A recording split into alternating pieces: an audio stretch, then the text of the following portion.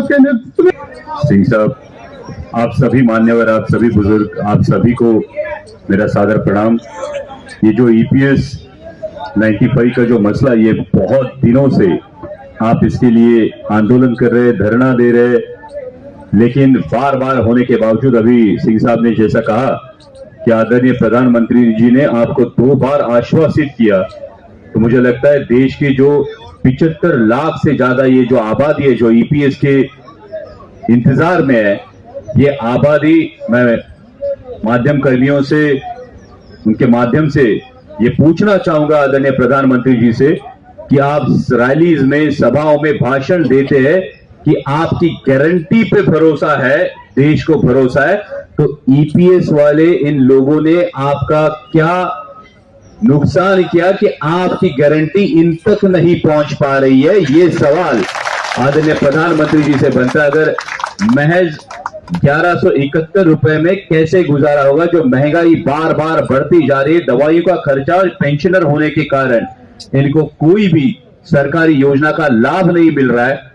ये मुद्दा हमारी फ्लोर लीडर आदरणीय सुप्रिया ताई सुले ने इस सेशन में भी उठाया।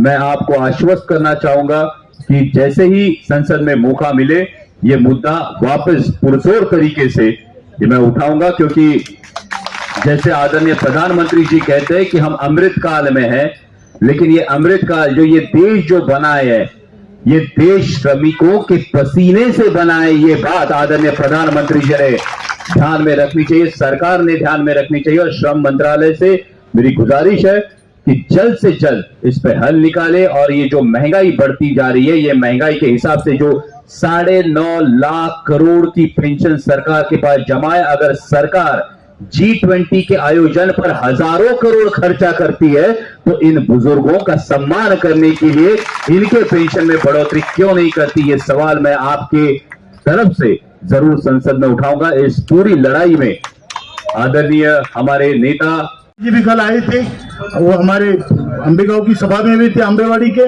और उनको विषय पूरा मालूम है। परसों उन्होंने विषय भी उठाया था, हम उनके आभारी भी है। आदरणीय हेमा मालिनी जी ने भी हमें मदद की है। तो हो सकता है जो लोकप्रिय पर्सनैलिटीज उन्होंने गारंटी दी थी, वो गारंटी का क्या हुआ, ये देश जानना चाहता है। और ये महज 1171 रुपए में इन बुजुर्गों का कैसे गुजारा होगा, ये भी मुझे लगता है राजनीति से परे होकर मानवता की दृष्टिकोण से सरकार ने अहम इसे प्राधान्य देना चाहिए और इनका हल निकालना चाहिए। क्योंकि जो देश आज हम बोल रहे हैं अमृतकाल चल रहा है, लेकिन ये अमृतकाल में आने तक इन श्रमिकों की मेहनत पे देश बना है। और इन श्रमिकों की इज्जत, बड़े बुजुर्गों की इज्जत सरकार ने करनी चाहिए। सरकार अपने उत्तरदायित्व से भाग नहीं सकती। लेकिन सर, बड़ी बात तो ये है कि जिस तरीके से पेंशनर यहाँ पे संघर्ष कर रहे हैं और खुद अपने ही पैसों के लिए संघर्ष करना पड़ रहा है, ये कितनी बड़ी बात है सर? ये बहुत दुर्भाग्यपूर्ण बात है कि जब चुनिंदा पूंजीपतियों का 25 लाख करोड़ का कर्जा राइट ऑफ कर दिया जाता है, तब पेंशनर्स का 9.5 लाख करोड़ सरकार के पास है। अपने ही पैसे पे जो ब्याज आएगा, वो उस ब्याज में से इन पेंशनर्स की पूरी मांगे पूर्ण हो सकती है, लेकिन फिर भी सरकार के कानों तक जू नहीं रेंग पाती। तो ये सवाल मन में उठता है कि क्या सरकार सिर्फ चुनिंदा पूंजीपतियों की सुनेगी?